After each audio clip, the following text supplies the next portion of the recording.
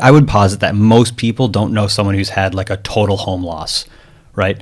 And so most people in your circle, would look at it going, well, I spend several £1,000s a year and I've never gotten anything back from it.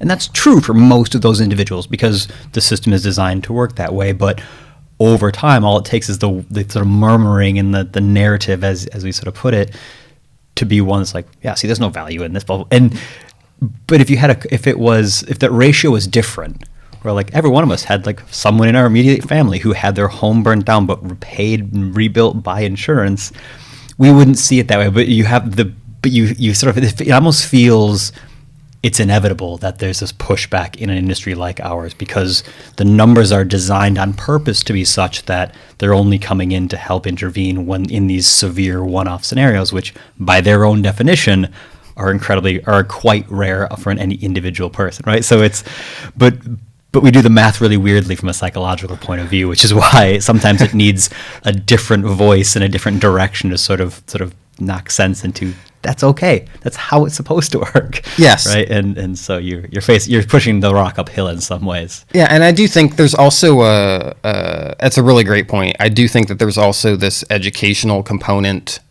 a strong educational component, very necessary, because so many people do think, as you just alluded to, I've paid X number of dollars over the years and I've never gotten anything for it because I've never used it, right?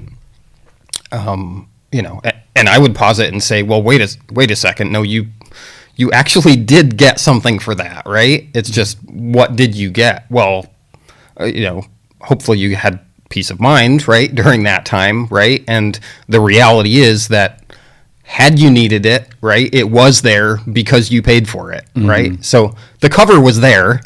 The fact that you didn't use it doesn't mean that cover wasn't valuable or that it didn't provide anything for you, right? So, again, I think the education around that is desperately needed, and I think that we as an industry can do such a better job of